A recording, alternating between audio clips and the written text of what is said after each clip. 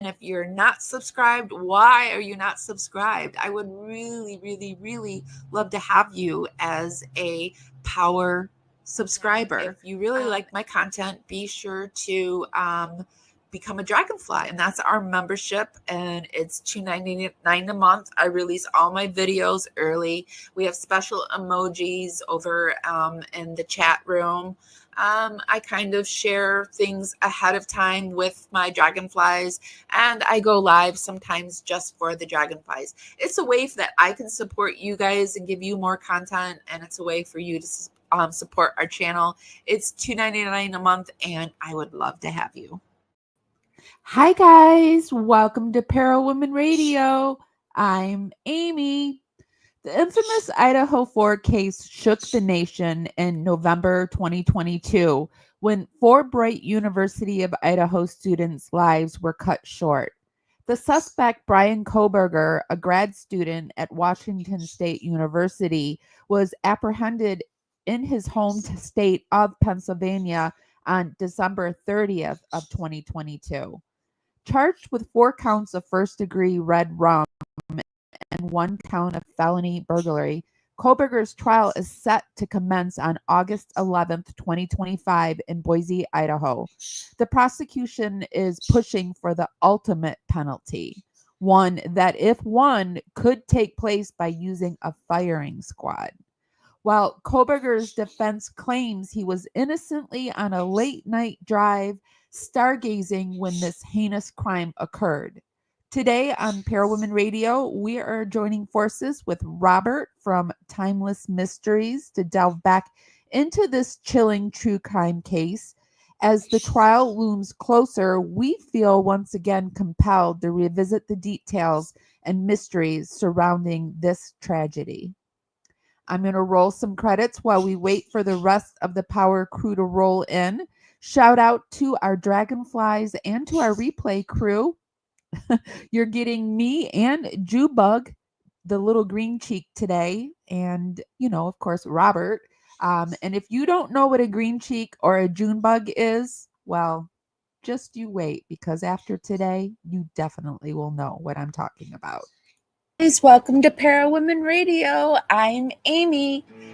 Carefully strumming his old guitar again. Words rolling out into our fire. If heaven had wings, I would steal them and fly away with you for a while. Hearing the essence of gratitude, your dreamy little smile on my lips. I miss my cue, but baby, I had you. Miss my cue, but I had you for that day. Here in the blue, I'm falling deep into you. Yeah.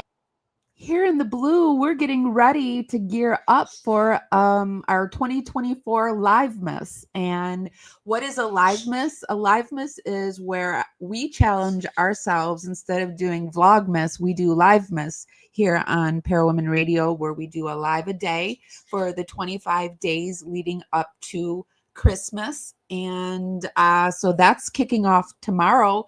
But today we have another YouTube creator with us. We have Robert from Timeless Mysteries. Hi, Robert. Hey, how's it going? Good. How are you? Pretty good. The Tiptoe Killer, is that a case that you're starting to cover back there? That's what I'm calling this guy. He walked into this house in the middle of the night quietly with a K-bar and just killed people. I like that. Yeah, I've been working on a series of shorts and I'm gonna call one of them this, and it's about this story.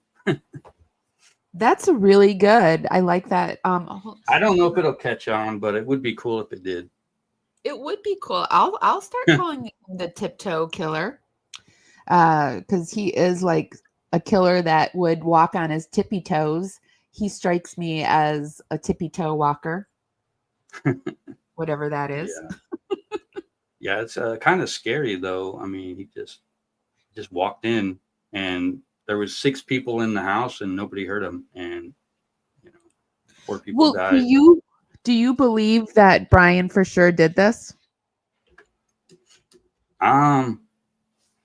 Yes, I think so.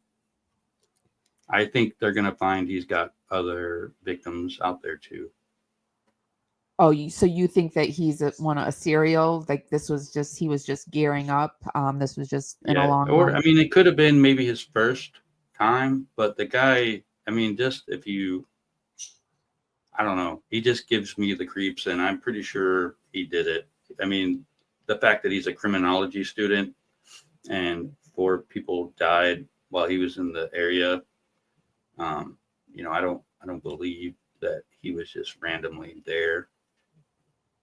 I haven't actually been keeping up with it, so I really don't know how I feel about Bryan, because after what happened in the Delphi case and the way that they just presented, I still don't think that the Delphi guy was guilty, or they didn't prove his guilt, in my opinion. But they just presented it to the public like, yeah, he's guilty, he's our man. And I was like, okay, yeah, all right. And after what happened in that case, I just don't even know.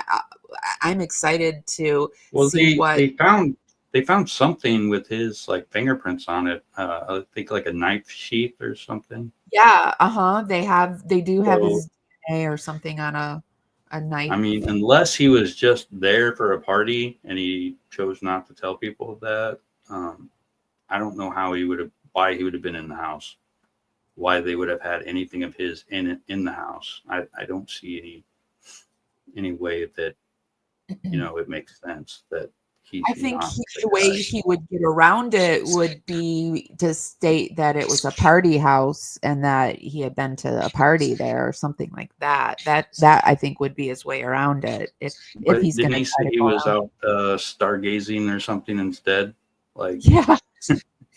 He's not very smart if he is the guy. If he really did it and he had the opportunity to tell a lie, he should have said he was at a party there. No, I was out stargazing that night. I remember it. Okay, so Lindsay says, welcome, Robert. And she says, he's guilty, but I think he had someone with him. Did you arrest anyone else when, yeah, because he did ask if they had arrested anyone else, didn't he? Do you remember? I remember that because when they arrested him, he specifically. I took that to be more like, do you have any other suspects rather than did you get the other guy too? Yeah, I took it as, did you get the other guy too? Not as I hadn't really thought of that. That's kind of interesting. Maybe he did. He's a type that always is one step ahead, trying to think one step ahead, which seems exhausting to me. But it seems like that he was in grad school, right? So I think he was in grad school. He worked with the BK Killers, the woman that corresponded with BK Killer. If you're in a PhD program, you've got to be fairly intelligent, or at least, academically capable of, spitting out the information they want to hear so you can pass the classes. But, he's got to be a smart guy. I don't get why he would have made up a dumb excuse like that. I mean, maybe he thought that stargazing made him sounded more reasonable than being at the party. I don't know. Maybe, I don't know. So the case is the Idaho 4 case took place in November of 2022. The victims, I haven't said the victims' names in a while. So it was Madison Mogan, Kaylee I never say Kaylee's last name right. Kaylee Gonzalez, Xana Kernoodle, and Ethan Chapin. The suspect, of course, was Bryan Kohberger. And so I just wanted to get out there that on that night, somebody went into this student housing and unalived 4 out of the 6 students that were in the student housing that night. 2 of them did survive.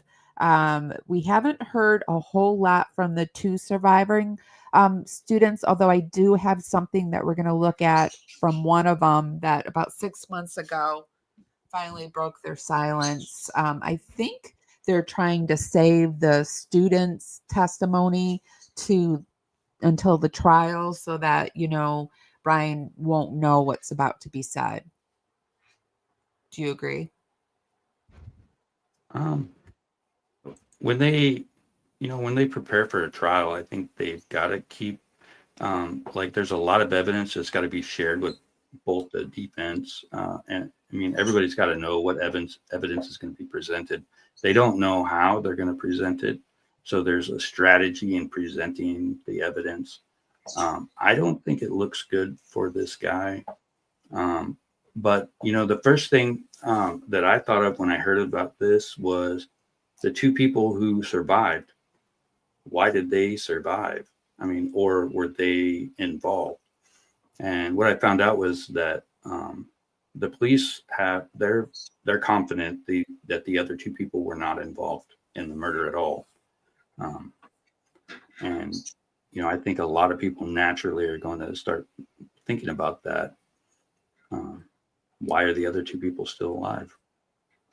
There was a period of time where I remember people were starting to blame the 2 that did survive, and that they were in on it, that they were selling drugs from the house and a bunch of other things. Then there was a lot of conversation about, well, there were locks on the doors, so it's quite possible that they had their doors locked.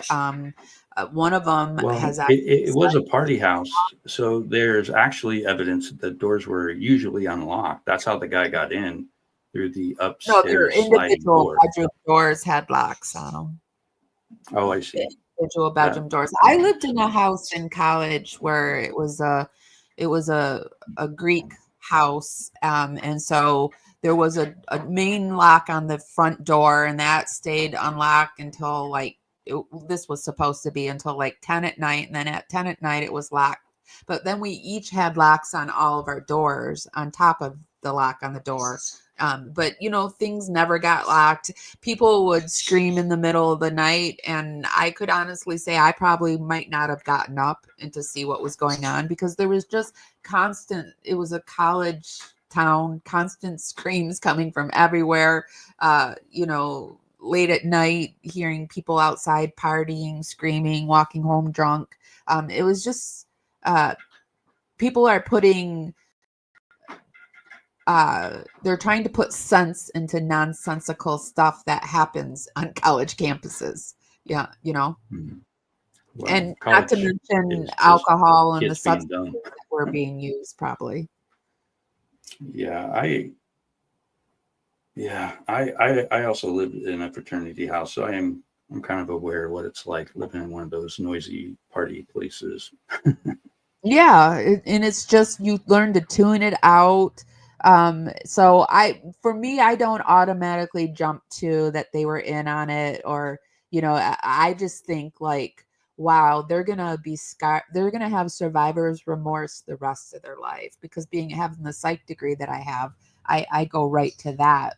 Oh, wow. Yeah.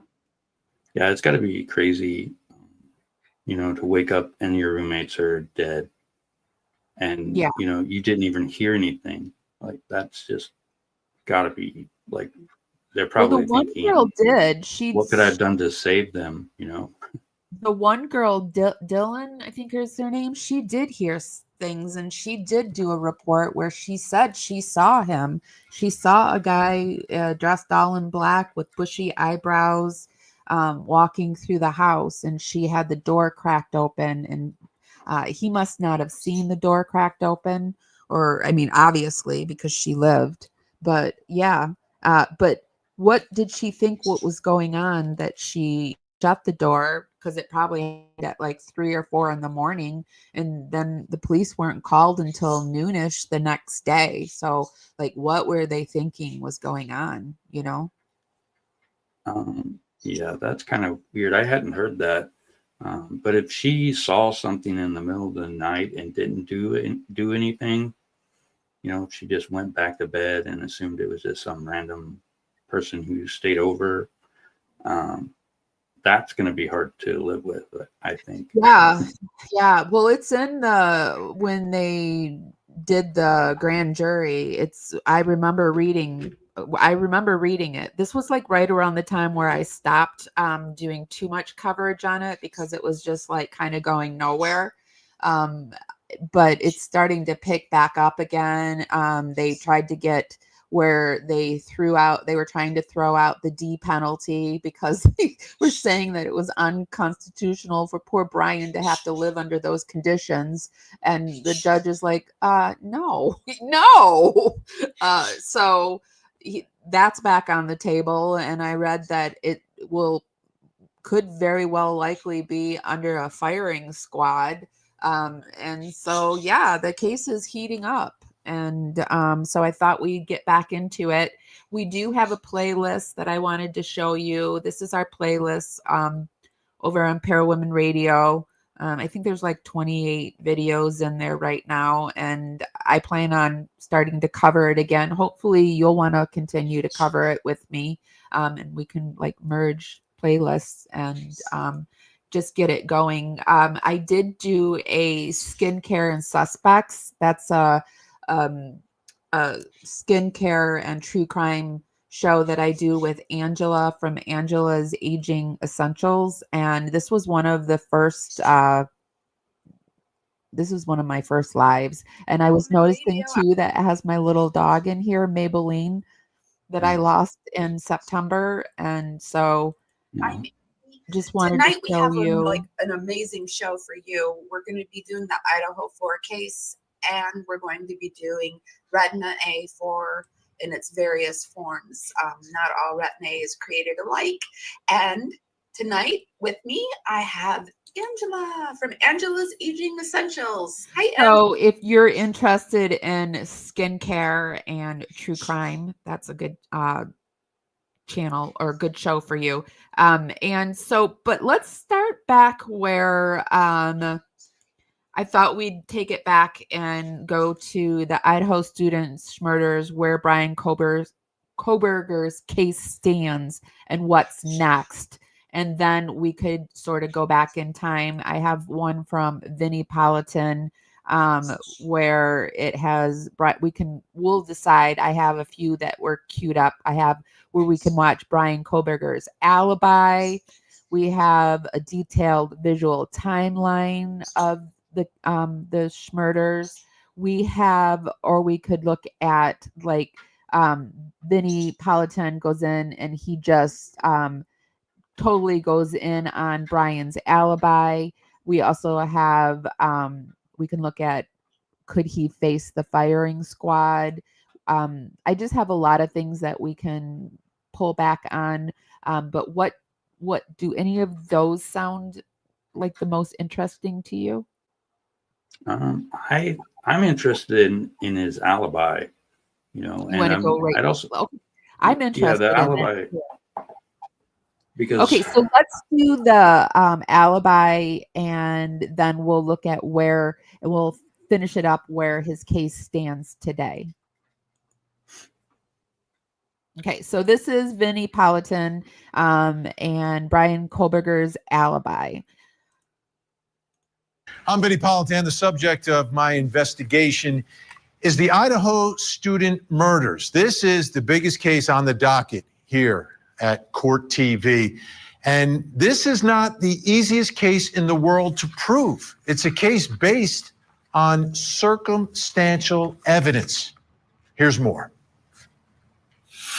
Ethan, Xana, Maddie, and Kaylee were four friends living together in an off-campus house at the University of Idaho. They worked hard and were all flourishing as students and having the time of their lives. They were popular, and their house was known as a gathering spot for fellow students. All of that tragically changed in the early morning hours of November 13th, 2022. Those four students were stabbed to death inside their home. The brutal crime shook the community and touched the nation, setting off an intense manhunt for a killer. Students were afraid to be alone on campus. Some never came back. Investigators from the Moscow Police Department joined forces with the Idaho State Police and the FBI, following every lead, every tip, and every piece of evidence. I find it really shocking that this case hasn't even gone to trial yet, and they've tore down the house. Like, they've tore down the evidence, and I think that's shocking. I'm still shocked by that. That is weird that they took the house down. Like, what if there was still evidence in there? Right? And somebody's just trying to hide it by destroying it. And what if it's a way that Bryan gets an appeal somehow, right? Like he could have been, because they didn't want it tore down. I don't think Bryan's side wanted it tore down. So, I mean, just leave it up until it's over. Right. I think typically trials do take a long time. There's a lot of back and forth where they just go to different, trial calls and, try to get ready for trial, and it takes time. Yeah, it does take a long time for trial. I was a legal assistant for a year for a lawyer, and it does take a long time to get things ready to go to trial, and it's a lot of like going back and forth from the law office to the trial, back and forth. So and he has been making this like dragging his feet, and I mean, he has for himself, he is so ironic that he is a female lawyer, but he has the perfect lawyer for him. Yeah, I don't know if it's necessarily bad for him to take his time, because his defense team does want to get all the evidence that could, basically allow him to go free. The prosecutor would probably want to make it, submit everything as fast as possible and get the trial taken care of as fast as possible. So that she's been dragging it out. She's been dragging it out. That's for sure. Well, I think it's typical. It's just part of the process. They're still looking for evidence, most likely. Yeah, probably. Took them across the country to Pennsylvania and led them to this man, a grad student at a neighboring university in Pullman, Washington. This accused mass killer has denied the allegations and claims to have an alibi. Where was he? What was he doing? And who was he with? We'll search for answers as we investigate the Idaho student murders. So, if someone's accused of a murder, and this is a horrific murder, killer's alibi, we took a closer look. The alibi for the accused Idaho student's killer is that while four college students were murdered in the early morning hours, he was out for an innocent joyride. Defense attorneys called their client an avid runner and hiker, claiming he often took drives in the countryside late at night and in the early morning hours to enjoy the moon and stars. The accused killer's filing says that once school started, his hiking decreased and his drives increased. His attorneys plan to present cell phone data and photos of the night sky that show he was in the countryside on several occasions. The defense says their client's cell phone was south of Pullman, Washington, and west of Moscow, Idaho on November 13th, 2022. So they say the car captured on video along the Moscow-Pullman highway near Floyd's cannabis shop could not be his. Floyd's cannabis shop is off State Route 270, the main route into Moscow from Pullman, Washington. His alibi does not confirm or deny that other surveillance videos of the white Elantra in Moscow is him. Here's the state's timeline of the accused killer's movements. Just a side note, but I thought cannabis was illegal in Idaho. Just as a side note. It might have changed. I lived in Montana for a while, and I'm pretty sure it used to be illegal because it was legal in Montana for a while before. And there was like this big thing. If you cross the state line, they would search your car sometimes because they didn't want it going into their state. I thought this because I am a medical marijuana patient in Florida, and I wanted to come and cover the Lori Vallow case, and that was in Idaho. And I wanted to look up the laws, and I thought, but maybe it has changed. It might have. And it's also right on the border of Washington, and it's on the border of a few states, isn't it? Washington. Because I think below it is Utah, maybe, right? And Utah and Washington, because Bryan went to Washington State or something. In their probable cause affidavit, prosecutors say his phone pings in Pullman, Washington at 2:42 a.m. at his Washington State University campus apartment. His phone is on the move at 2:44 a.m. A few minutes later, his cell phone stops pinging. Investigators say that could be because the accused killer turned it off. And for the next 2 hours, investigators track his alleged movements using only surveillance video of what they say is his white Elantra.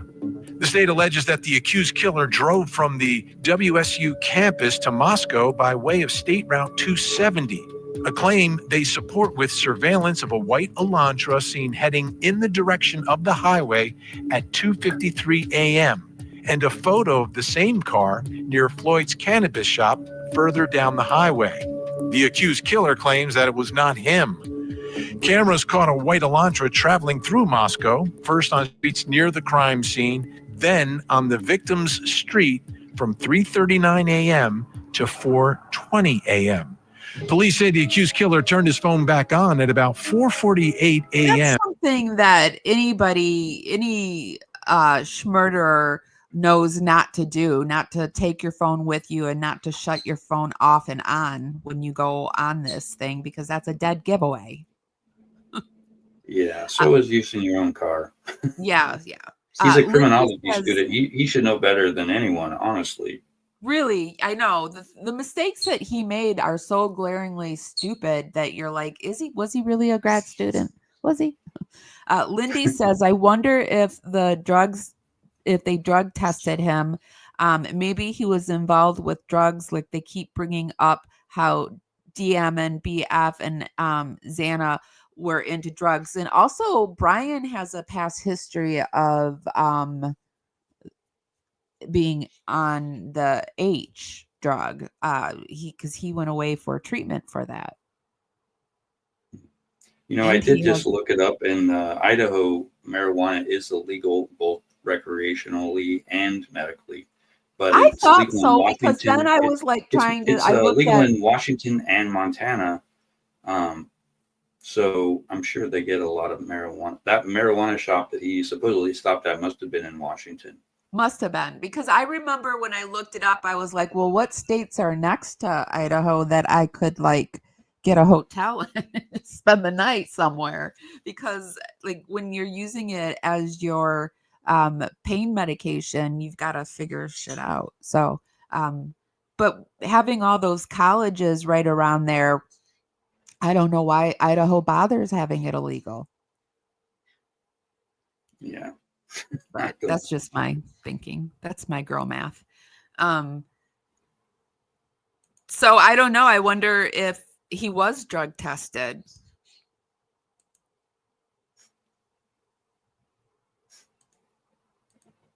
Near Blaine, Idaho, a rural community in the countryside about 10 to 15 minutes south of Moscow.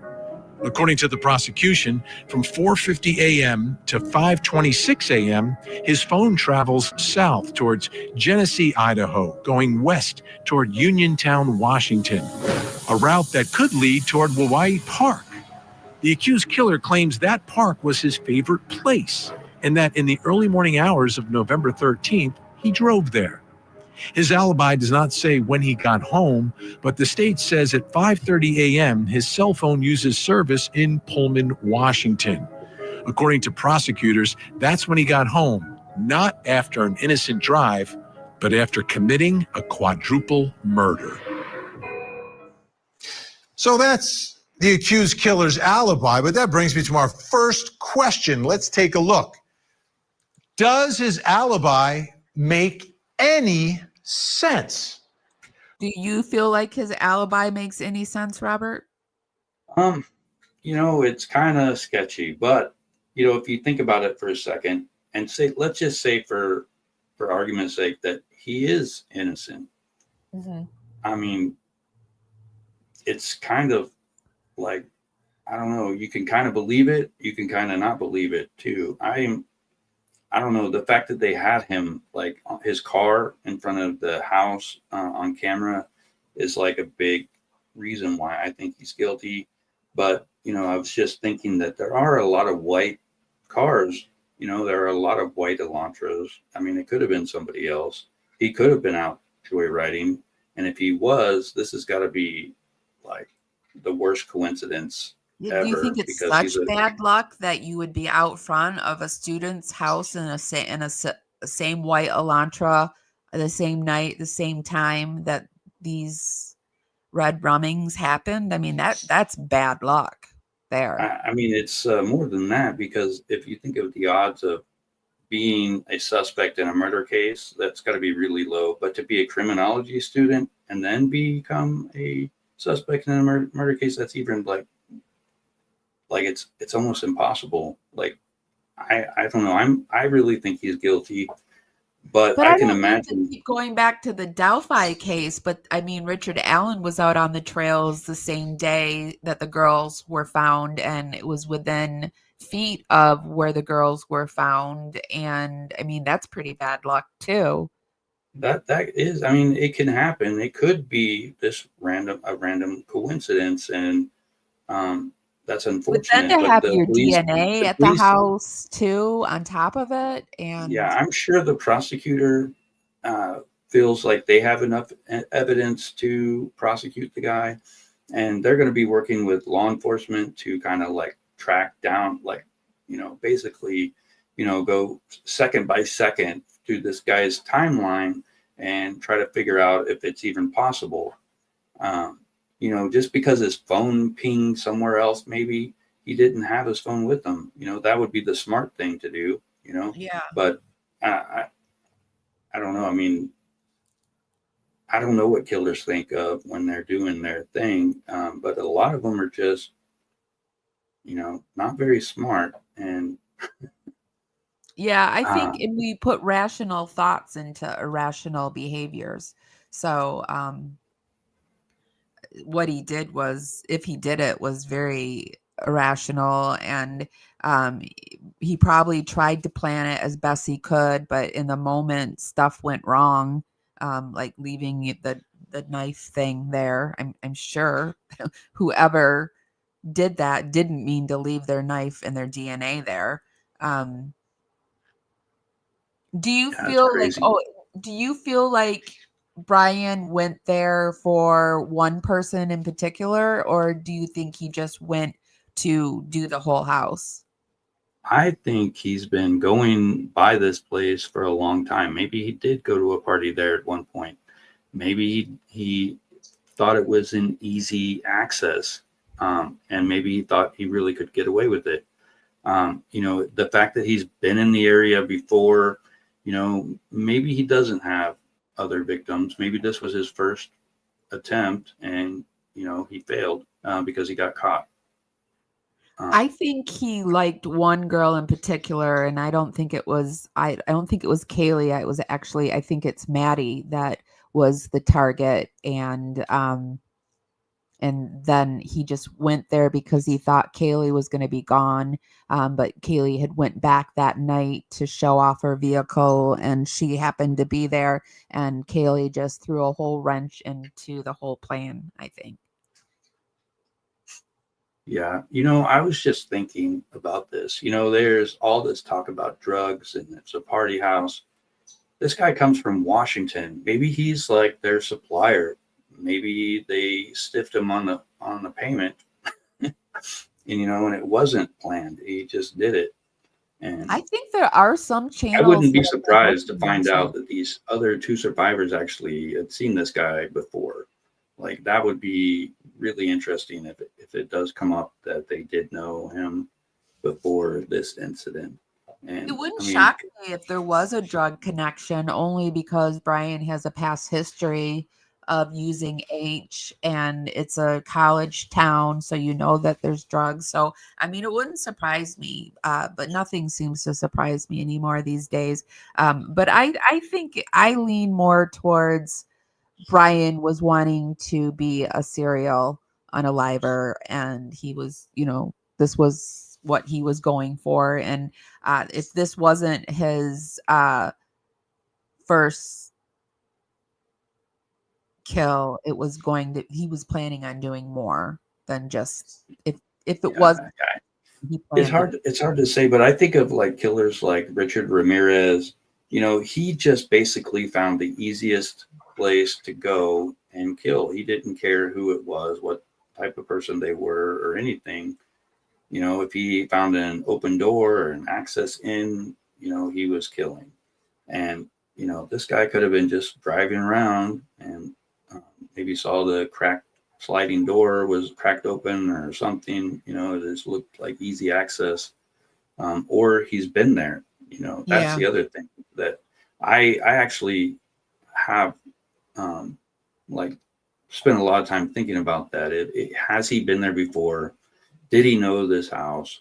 Did he know the people inside the house, and how? Because if you just go by what's like the specific facts right now, there's just a lot of unknowns. We don't know really anything. Like, the guy was there. Yeah, I think you're right. I think he probably was there at a party. And Bryan has this ability to be super creepy, but he also has the ability to blend into the shadows.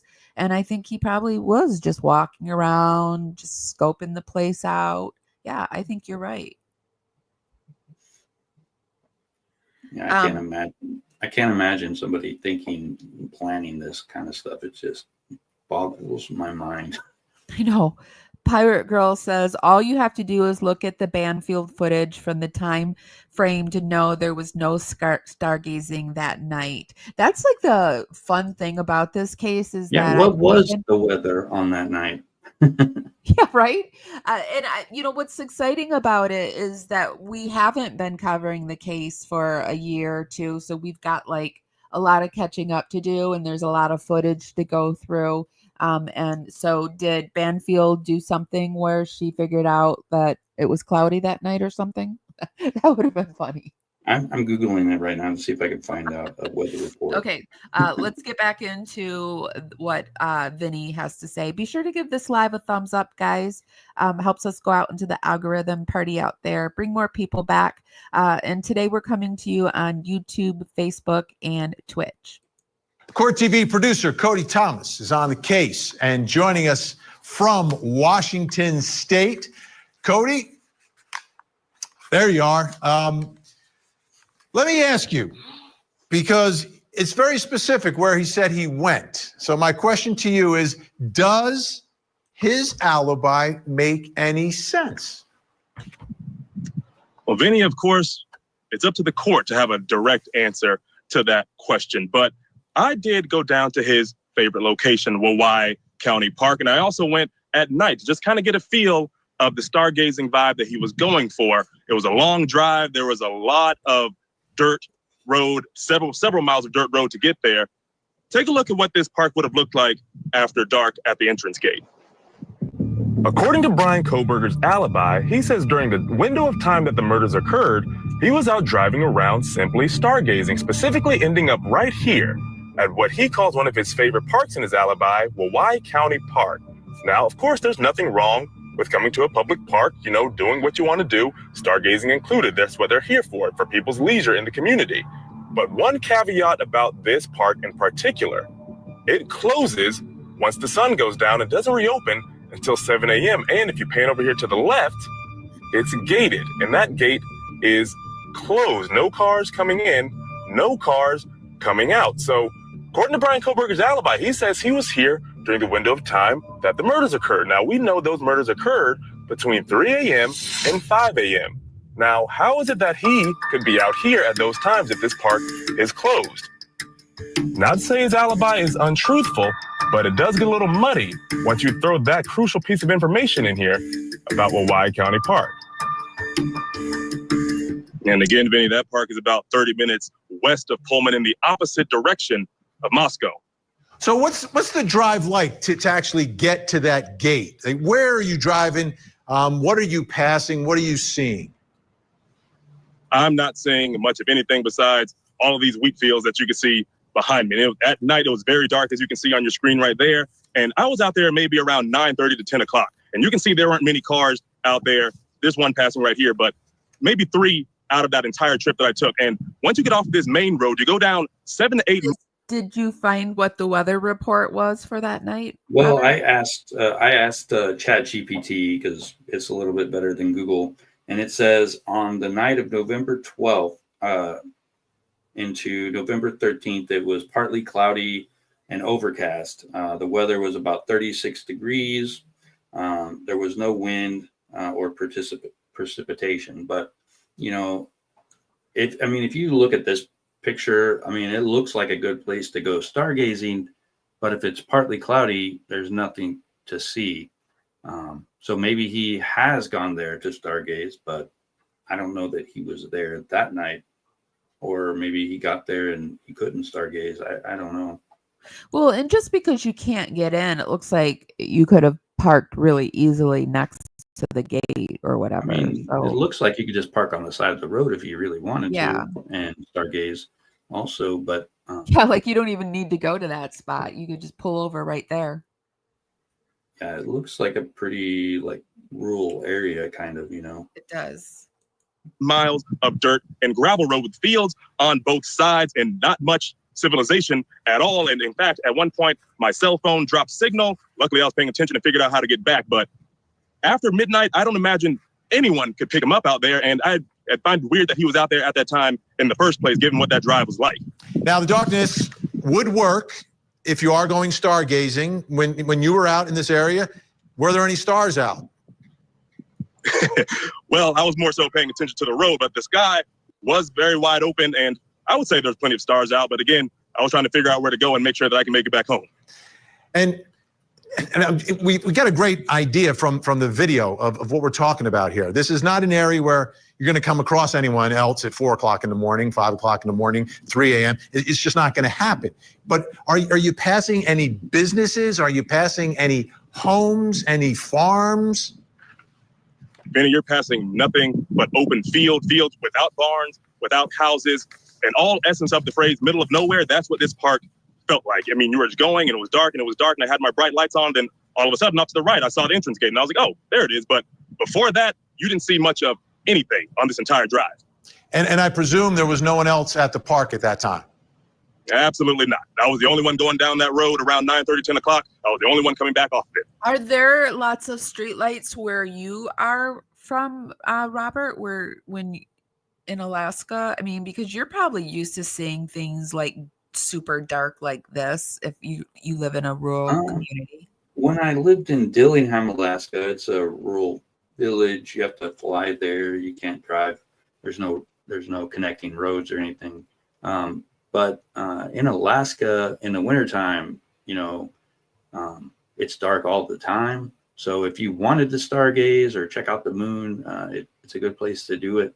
Except in Dillingham, it's cloudy all the time. It's always windy, cloudy, and cold. So, I tried stargazing out there a couple of times, and it was just too cold. I live in Anchorage now, and it's basically a small city. So there's lots of lights and stuff.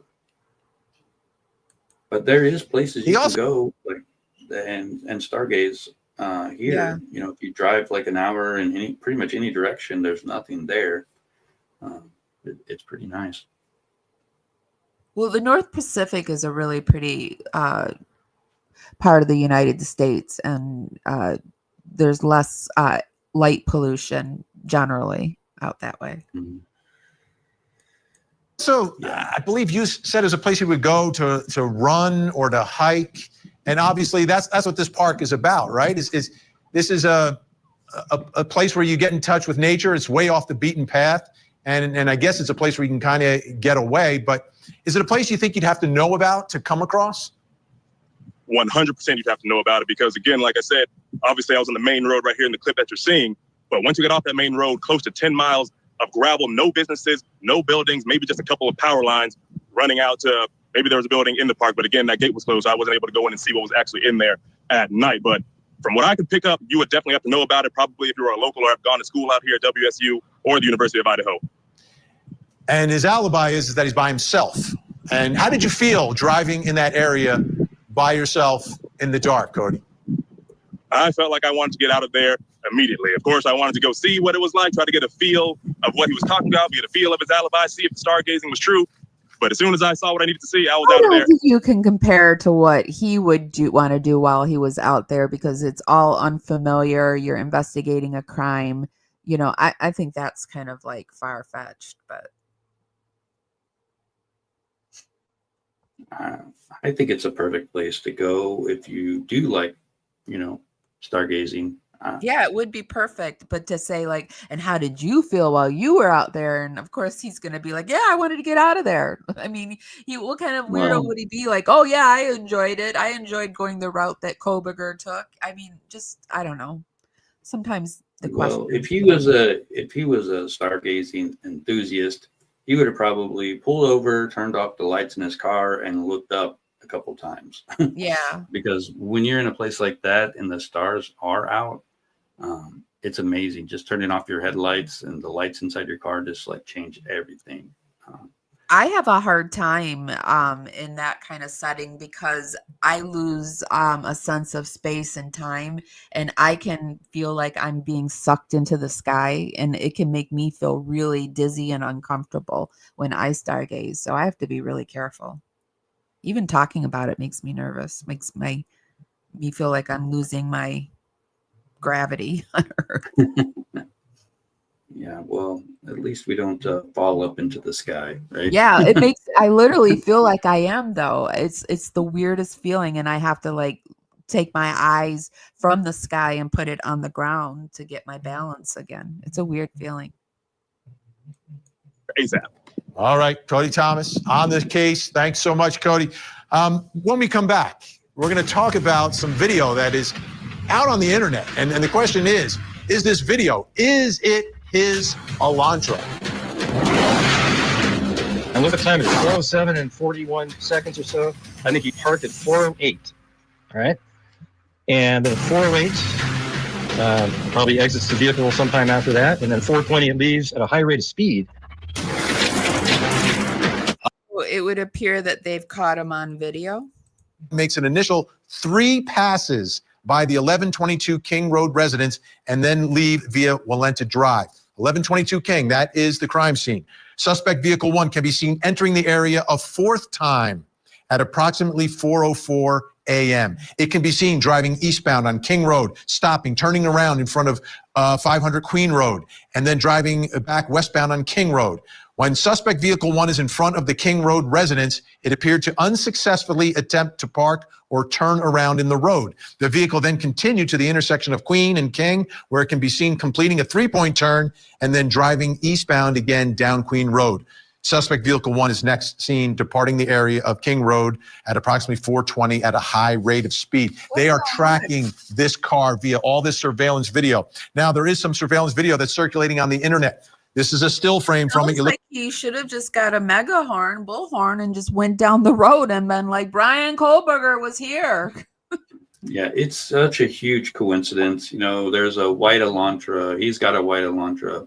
He's kind of in the area. They don't know for sure if it's him, but then the same white Elantra like speeds off right after the victims have been murdered. I don't see how he's not guilty. I mean, I'm not saying that his defense team won't find a way to, get him, It would be very interesting to say. I don't think there's any way he can not be guilty. I don't think his defense team can save him. Maybe they could reduce the charges some, but I mean, it's just too big of a coincidence. I don't think anybody's going to buy that. This guy had a white Elantra, and there's another guy with a white Elantra. Do you think his ego will ever let him say that he participated in this in any way? I think once he gets sentenced to life, he'll probably try to write books.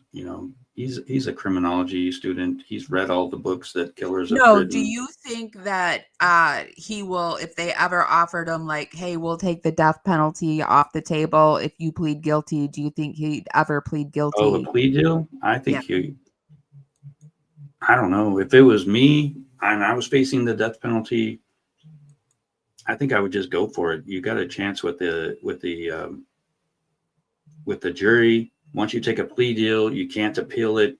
So if there was things in the evidence that was inaccurate or misleading or something, you can after you get sentenced, you can appeal. But if you take a plea deal, you give up all those rights. You can't appeal for there's nearly 0% chance of you doing it. I mean, I think there's a few reasons they would take up a case that somebody pled out to. But it's better to keep your options open and just kind of go for it. I think I would definitely rather sit in front of a jury rather than just to accept that, I'm going to spend life in prison. I would like to at least think that there's an opportunity for me to get out through appeals or whatever. But that's just me. I'm not going to be going around killing people. So, you know what I mean? It just depends on his ego. Does he mind dying with the death penalty, or is he fully prepared to, stay the course of the trial just for the sake of the publicity? Even if he gets the death penalty, he's got a long time before he gets, sentenced to death and actually has to die. So I don't know, how fast does Idaho? When was the last time a sentence like that was carried out in Idaho? I think it's been a little while, hasn't it? I mean, I think there's more killers who were on death row that die in prison than actually face the being killed. I think it depends on the state, because I feel like Texas sends them pretty quickly. You don't hang out in Texas for as long. Look to the top of the frame. You see the little light there. What car is that? Whose car is that? And the question I have relative to that video is this his Elantra? Joining me to answer this question, host of Gray Hughes Investigates on YouTube. Gray Hughes is with us. Gray, thanks so much. I know that you have looked at this timeline. You have studied the evidence. You've studied the videos. Let me ask you the big question, first of all. Is this his Elantra, in your opinion? I would say 100%. And why? Why do you say that? Why do you say 100%? Well, if you look at it like this white Elantra is moving around, and it matches exactly what law enforcement says in the probable cause document. And then the vehicle parks at 408 near the 1122 King Road residence, and then it leaves at a high rate of speed at 420. Inside of that 12 minutes, all four of the victims were murdered. And left at the scene was a knife sheath that had Bryan Kohberger's DNA on it. So that DNA being on the knife sheath makes it absolutely certain in my mind that the white Elantra that was driving around, and by the way, missing a front license plate, as it drove by an A&W just before entering the area, it showed it was missing a front license plate. And in Pennsylvania, you don't need a front license plate, and his vehicle did not have one until he got new plates right after the murders. So there you go. That's a huge fact. That's pretty big then, because I mean, another coincidence that neither one needed, that he didn't have a front license plate, and then the state he lived in doesn't require a front license plate. Yeah, I don't think it looks good for the guy. I'm pretty sure he's guilty. I think the prosecutor are going to be able to prove it to a jury that he's guilty. And I did just look up death row in Idaho, and it looks like in 2012 that was the last execution for Paul Ezra Rhodes. He spent 24 years on death row, and if you look at the averages for people how much time they serve before their sentence is actually carried out, the average is about 20 years. So, I mean, I don't know. I guess the only bad thing that people say about death row is the isolation, but Bryan strikes me as the type of person that wouldn't mind the isolation, because I don't I was just researching some guy who actually wanted to get put on death row because it's a better life in prison than it is if you're just everywhere else. And I can't remember the guy's name, but it was really insane. He ended up just killing somebody, and he was proud of himself for getting put on death row. I think I heard of a 20 or case 30 where years. somebody committed the crime during while they were in prison so that they could go to death row because they wanted to be there instead of where they were. Is that the case you're talking about? Yeah, I just can't remember the guy's name. I can't remember it either, but that just popped through my feed recently. So, okay, so let's move forward, and now they're going to start talking about the knife. Of a murder weapon was issue one for the defense. Ladies and gentlemen, they don't even have a murder weapon. So let's bring in Court TV producer Cody Thomas, joining us from Washington State tonight. Also with us, retired police commander, host of the Profiling Evil podcast, Mike King is here. Cody, let me begin with you. Where is the knife? Where could the knife possibly be? Well, Vinny, the first part of that question, we have to remember that the drive from Moscow to Pullman is only about 15 to 20 minutes tops if you go directly from between each city. According to the probable cause affidavit, Kohberger's phone pings on a drive that's well over that, maybe about 45 to 50 minutes, an elongated road home. And I took that drive, and I could probably pick out 100 different places you could hide a knife, especially after midnight. Take a look at this drive. Now, we are back here on the University of Idaho's campus here in Moscow, in the neighborhood of the King Road house where the crimes took place. Now, what we're going to do is we're going to take the drive that police believe Bryan Kohberger took after he committed the crimes that night. Now, remember, he lives in Pullman, Washington, only about a 15 to 20 minute drive away from here in Moscow on SR 270. But his cell phone pings that night place him a little out of the way of what would have been a routine drive on SR 270. So what we're going to do now is go hit some of those key locations listed in the probable cause affidavit and see what that drive would have looked like that night. Now, according to police in that probable cause affidavit, they believe that Bryan Kohberger exited the King Road neighborhood here at the intersection of Conestoga Street and Palouse River Drive. As you can see, a very wide open, very bare street.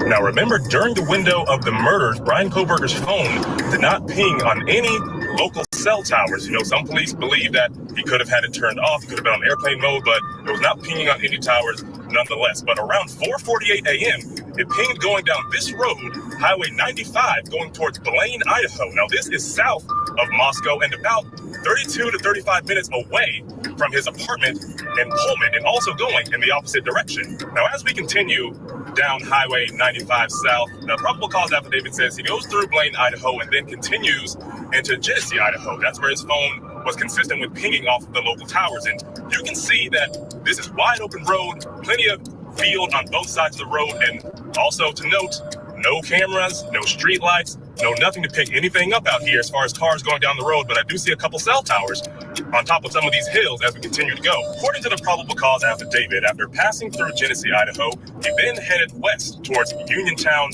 Washington, before heading back up north to Pullman. And Uniontown is where we are arriving right now. And as you can see, still very barren out here, no surveillance cameras. But remember, this part of the investigation was not relying on the surveillance per se just yet, but more so on his cell phone pings out in this area. And keep in mind, we are still over a half hour away of what should have been just a 15 to 20 minute drive from Moscow back to his apartment in Pullman. I just wanted to stop and show you guys a further lay of the land out here. We are headed from Genesee to Uniontown, Washington, where some of his phone pings were picking up on the way back to Pullman. Now, as you can see, this is a dirt gravel road. Not a single car, for as far as you can see, in either direction. And no surveillance cameras, no street lights, ample acres, massive expanses of land. Now remember, we do not have a murder weapon in this case. We don't know where he ditched it, but out here among all this land could definitely be a possibility, especially around 4 a.m. Perhaps the murder weapon could be somewhere out here along with some of those bloody clothes if he allegedly... That looks like a needle in a haystack out there. Right. I'm trying to imagine, somebody walking like 20 or 30 miles down the road, like with a metal detector. And I just don't think there's any, if he did just toss it out the window, even, I mean, that wouldn't be smart in my opinion, but he could have essentially just tossed it out the window as he's going down the road, and or he most could likely nobody would ever find it somewhere out there. It could be buried. I think that would be a little smarter, but then you would have to stop, and your car would be seen if somebody happened to be driving. Yeah, it looks like nobody drives on that road, so yeah. Cody did a great job of describing how vast that countryside is there, Vinny. And you know what? I suspect that knife wasn't just disposed of in a really erratic manner once Kohberger, if in fact he's responsible for this, realized that he left the sheath behind. Because that all of a sudden upped the ante on the value of that knife if they were ever to recover it. You can't even find a body in that many square hundreds of miles out there, let alone finding a small knife that probably now is under dirt. It's probably been turned over by a farmer somewhere in a field, and we may never see that thing. The other part, the clothing, Mike, what are your thoughts there? Like the knife, a little bit smaller, clothing, a little bit more difficult to get rid of potentially. What are your thoughts there? Yeah, I think what we see, if this is the responsible guy, we see that there was a great amount of organization before the homicides occurred. And so, and what generally happens with an inexperienced criminal is that as soon as they break out into the crime spree that they're going through, everything that they plan for goes out the window and they become disorganized. But the idea that he may have pre-configured how he was going to dispose of the clothing, we know there were clothing changes, that it's pretty reasonable, I think, to just theorize that he already had a dumping spot figured out for that, whether it was a dumpster or multiple dumpsters, because we know he's gone east of the residence, he's living west of the residence, he's traveling through all kinds of countryside to the south. And like we've seen in other homicides, Vinny, some suspects in the cases throw pieces out in different locations to try to make it a lot harder. And as they spread that out, it's less noticeable to somebody passing by. A little piece of sock in one garbage can and a sock 5 miles away in another could completely throw people off and never raise this thing to the level of suspicion. All right. And again, this is some of the evidence that isn't there. I'm going to have to agree with all of that because it seems like it would be easy to get rid of things piece by piece instead of, one quick shove. I was just thinking if I was like the prosecutor in this case, I would be looking for somebody who had any kind of picture of this guy, with his K-bar. Yeah. We've got the sheath, but, if there's any images out there with him with this knife, even if they never find the actual murder weapon, I think that would be evidence they would. I don't know if it would be admissible or not, but the proof that he did have the knife, and if that type of knife like matched the wounds, it would just make it harder for a jury to believe that he's innocent. Yeah. And so we're going to take this home and wrap this up with what was he doing after sunrise? Where did he go? What did he do? Let's bring back in Court TV producer Cody Thomas, who is in Pullman, Washington. So what did he do after sunrise, Cody? Well, Vinny, he made a couple of stops later on that afternoon into the evening, the same day of the killings. He was even caught on camera at one of the locations in person. So there's no doubt about that he was there. But the thing about those locations is that they were almost an hour from Pullman and Moscow. Take a look. So we're back here at the King Road location. You can see it right here behind me where those murders took place on November 13th, 2022. Now, what's interesting about that day, of course, the murders happened between 4 and 5 a.m. But around 9:36 a.m., a few hours after the murders, Bryan Kohberger's phone pings in the area yet again. Now, did he return to the crime scene? We don't know. That has yet to come out. We'll learn those details, of course, during the trial. But he also went to a few more out-of-the-way places of his apartment and his location about 45 minutes away. So we're going to go check some of those places out right now that he went that same day, later that afternoon, after 12:30, going into the evening around 5 p.m. So let's go check some of those places out. Now, according to the probable cause affidavit, surveillance video from this U.S. chef store here in Clarkston, Washington, picked up the white Elantra passing by this Kate's Cup of Joe espresso stand. It's also consistent with where his phone was pinging here in Clarkston at the time. It happened around 12:36, the same day of the murders. And he also showed up at another spot just up the road, also here in Clarkston, which is about 45 minutes away from his apartment and about 50 minutes away from the location on King Road where the murder took place. Around 12:46, the same day of the killings, Kohberger's phone pings right here also in Clarkston near this Albertsons grocery store. And not only does his phone ping, surveillance camera inside the grocery store shows Kohberger going inside and buying some unknown items before coming back out and leaving. Again, this is in Clarkston, Washington, about 45 minutes away from Pullman, where Kohberger lives, at this Albertsons grocery store. The last stop that Kohberger's phone pings was back up in Johnson, Washington, about 36 minutes back up the road north toward Pullman. But the interesting thing about that, it pings around 5:30 p.m. the same day of the killings. But from 5:36 p.m. until 8:30 p.m., his phone stops pinging to the local towers, similarly to how it stopped pinging during the window of time that the murders occurred on the same day. Now, is that suspicious? That, of course, will be left up to the jury to decide during his trial. And Vinny, one more tidbit about those locations. To get to them, you have to pass over the Snake River. The Snake River separates Idaho from Washington State on the state line. Perhaps that could be home to the murder weapon or those bloody clothes that we've been speaking about. Yeah, I remember the Snake River Canyon from years ago. You're too young, Cody, but that's where Evel Knievel attempted one of his jumps. Mike King is still with us as well.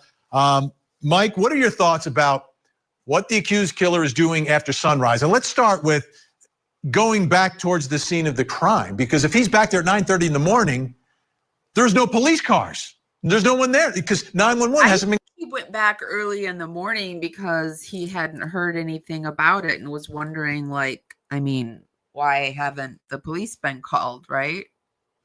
Maybe he's thinking about his night sheet that he forgot. That's another, yeah. He could have even went in to try to find it. Who knows?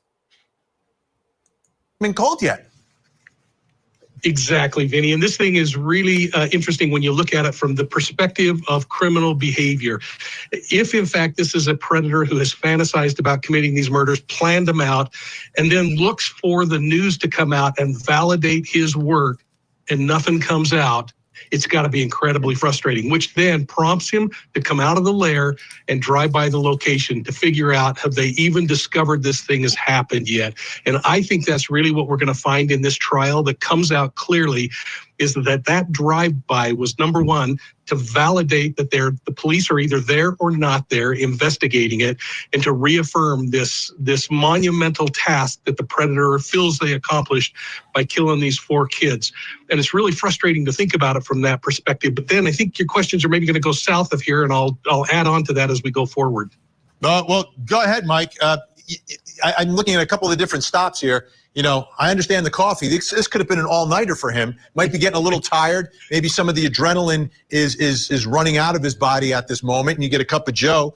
But then the purchase at this Albertsons, I know there are supermarkets much closer to his home. Exactly, Vinny. And you know what? I think it's going to be really interesting if law enforcement was able to collect a receipt from Kate's. I'd like to know if this guy got a double shot of caffeine on that cup of coffee, because if in fact it's him, he was up all night and he has to be pretty dang tired, regardless of how wired he is emotionally. And you know, that could keep you going for a long time. But the other purpose of going south wasn't to get a cup of coffee. Albertsons might be makes perfect sense. Maybe the guy was hungry by that time in the morning, or he needed to stop and use the restroom. 100 reasons that we could come up with why he needed to be in there. And I think that's going to come out. We also know that Bryan was a vegan or vegetarian, one of the two. And so it's not as easy to get food at places that aren't grocery stores when you're a vegan. So it is weird that he was at that particular grocery store, though. Yeah, I'm pretty sure he's the guy. You what? I'm pretty sure he is the guy. I have no doubts. Even if he's found not guilty, I'm still not going to believe that this guy is not a killer. But that's just my opinion. There's just way too many coincidences, and it makes no sense that somebody could have the same kind of car, be in the same area at the same time. And, he's just like randomly going around watching the stars that are hidden by the clouds. But, one thing about the pinging that they keep talking about, I think it is important to note that in rural areas, the towers don't necessarily ping correctly. It's like whatever one's closer, sometimes it'll be off by like 5 miles. Yeah, that's a good point. They don't ping where you necessarily think it's going to ping. Right. Well, there was just an update that the trial is getting a new date. So that's the latest. It's being pushed back 2 months. The judge ruled in October, and that it's going to happen in, supposed to be in June of 2025, and now it's going to be either August or July. And it's supposed to run through November 7th. If for some reason this guy really was innocent, that's a lot of time in jail to wait for a trial.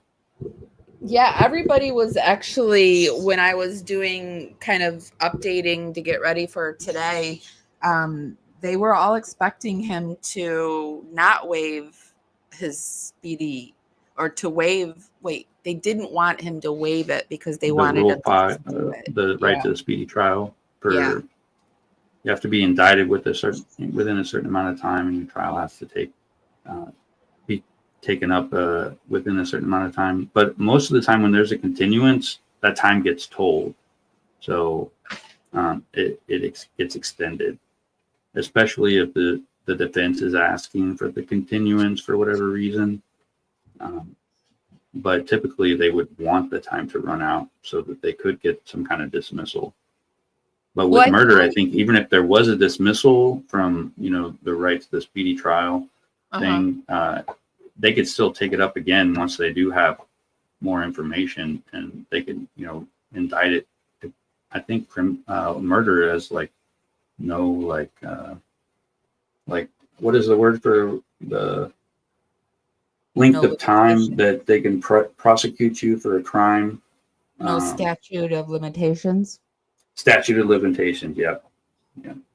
I don't think there's a statute of limitations on murder, but I don't know how it would work right now. Like, say their speedy trial thing ran out, and it was dismissed. I think they could still give some kind of notice that they're planning to, take up the case again. Well, Robert, you are starting to cover this over on your channel, Timeless Mysteries. I wanted to show the audience really quick your channel. You do a lot of stuff on the Watts case, and we have a huge Watts following. So if you guys are interested in the Watts, he has a lot of good content. It looks like you've done stuff on the Toy Box. You did Sherry Papini. You've got some Gabby Patino. So you've got a nice little section of cases. Yeah. So I have been working really hard on my channel. I initially started with my channel was going to be kind of a variety of things, like historical mysteries, true crime, conspiracy theories, ghost stories. But I recently decided to niche down. I took off all the content that wasn't true crime, and I'm hoping that'll get my channel noticed a little more.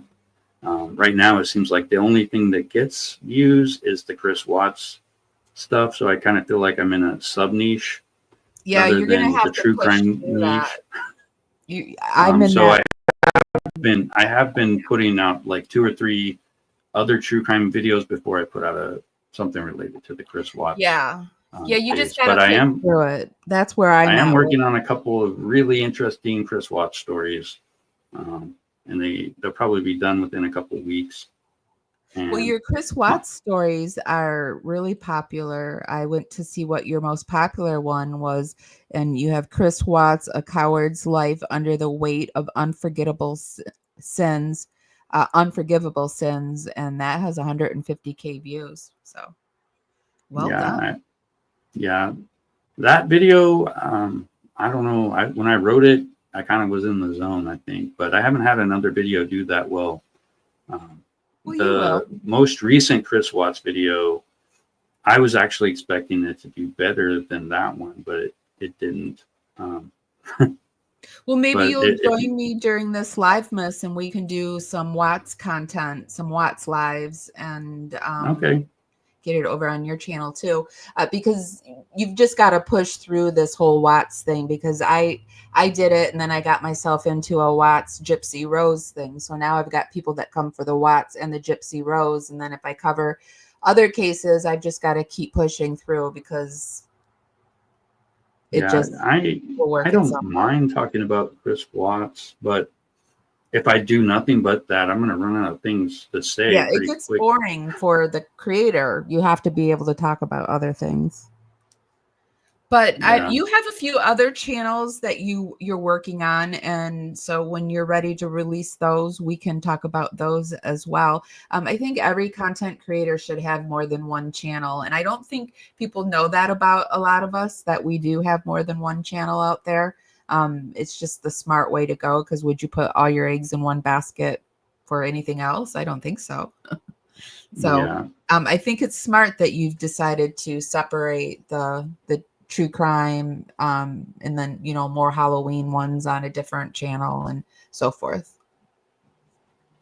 Hey, Heavenly, I see all your comments that you leave. Heavenly is talking about my trivia that I've been posting regularly lately. And I do it because when I'm researching topics, I come across all these like weird facts. And one day I just decided, first I actually tried to do a true crime trivia live, but it failed. And, one day I just got this random idea. Maybe I should post a question on my community tab. And I did it. And I've got a pretty good following of people who are always checking out my true crime trivia. Awesome. That's a good idea. Yeah. I post every day at 5:00 most of the time. You post every day at 5? Alaska time. So that's like 9:00 Eastern time, I think, right now. Well, let's go over to the community and see what you got going on here. Can you solve every mystery unfolds in layers? That is a unique one. That one's actually a cipher code. And I was just trying to see, I was considering putting this in one of my videos. And I was just kind of curious if anybody would even know what this is. But if you open it and read the more, you'll see what I'm talking about. It's actually a series of questions that it gives you, you got to solve the code. Oh, it's one of those ones where you have to, well, the first one, step one, is easy. Once you get that answer, you should be able to answer the second question. But after that, it's still pretty hard unless you know what you're looking for. But if anybody does figure out what it is, I'd really be interested to hear what the secret word actually is. Let's move on to the next one, because I never figured those things out. So James Webb broke into a home in Georgia in 2014, but couldn't resist raiding the kitchen. He helped himself to leftover pizza and chicken wings, leaving the food half eaten on the counter. Police found his fingerprints on the snacks, leading to his arrest. Webb's hunger proved to be his downfall, making him a prime example of how not to commit a crime. Well, that sounds like it's so unbelievable that it's probably fact. Oh, wrong. Tricky. The giveaway for this one was the name of the person is also the name of the telescope that NASA uses. All right, let's do one more. In 1919, the Axemen of New Orleans claimed he'd unalive anyone not playing jazz, sparking a mass evacuation of the city. Now, I know he did say that, but I don't know if there was a mass evacuation because, like, he went door to door. The only reason I know this because it was in American Horror Story.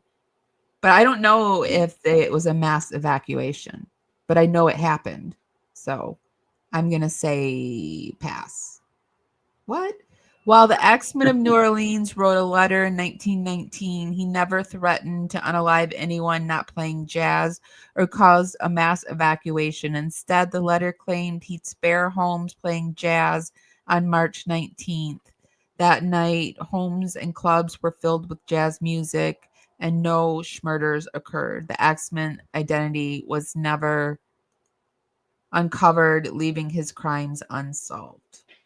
Over time, his story became one of America's most infamous true crime legends, blending fact with folklore.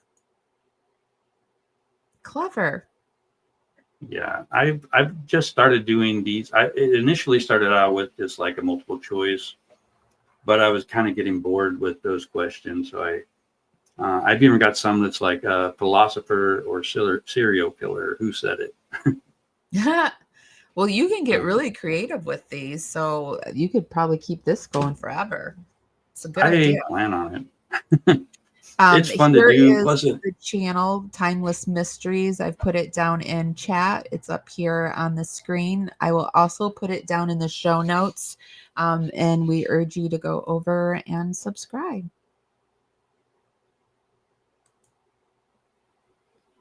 Do you have anything else you wanted to share? Get it all? I am trying to come up with something new for my channel. I'm going to call it 3-Minute Murders, where it's actually just shorts that are less than 3 minutes that kind of cover true crime stories, and they're going to be vertical, so it's going to look a little bit different. I'm working on my first couple of these, and hopefully they do okay. I haven't done much with shorts before, but since they have increased the time limit for those, I'm going to give it a shot. And yeah, they're trying to push out vertical lives and videos. They want us to start using them, and I bet you they're going to start giving us incentives pretty soon because not enough people are doing it. Right. Well, I think with true crime, you kind of want the widescreen view rather than the narrow view. It does make it more complicated, but I don't know. I'm still going to give it a try. I think I can do it, and we'll just have to see. Otherwise, I might just have to try something else. Maybe not true crime shorts, but I think I definitely want to give it a shot. I think that we've got to keep trying different things. That's what YouTube's all about, just trying new and different things. And then you get into a groove where it works for a while. And then, either you get bored with it or your audience gets bored with it. And so you've just got to always change and grow and evolve. And it sounds like you're doing exactly the right things to do. Yeah, my channel's been doing pretty well the last couple months, but, for almost a year, it didn't do very good at all. So...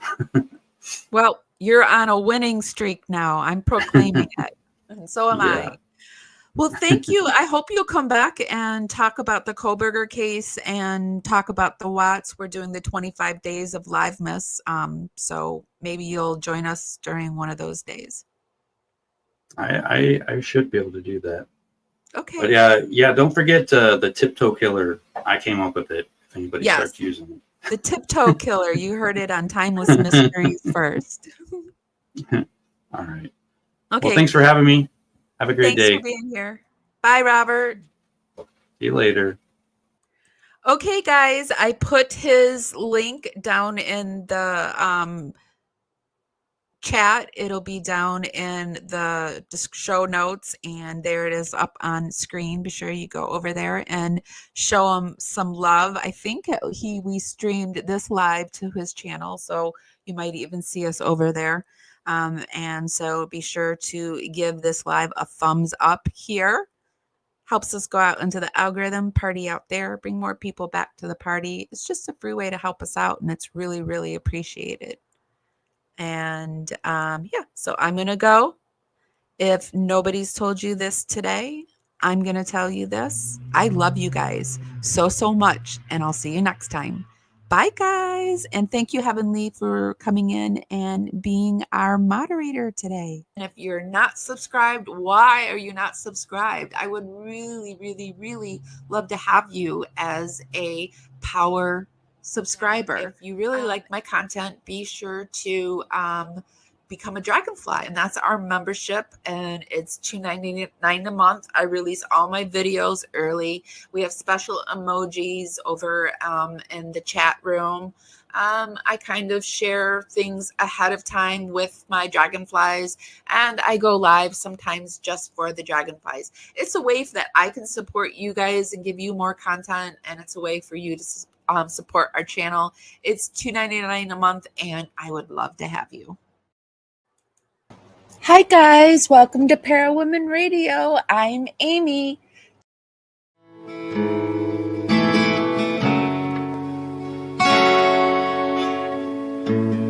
Carefully strumming this old guitar,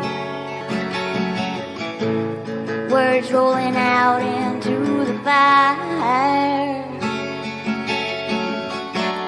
Never ask why my heart burned blue. Here in the haze where you inspire me. Here in the darkness I hear my cue. Time to find some solitude. Here where my soul bleeds openly. Deep in the heart of sin and you.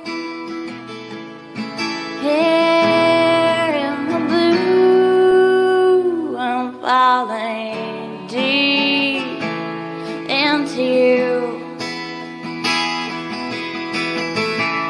Here in the blue, I'm dancing with you tonight, and it feels fine.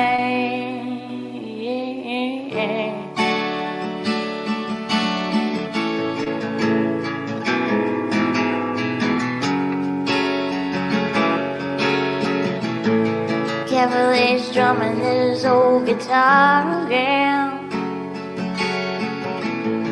words rolling out into our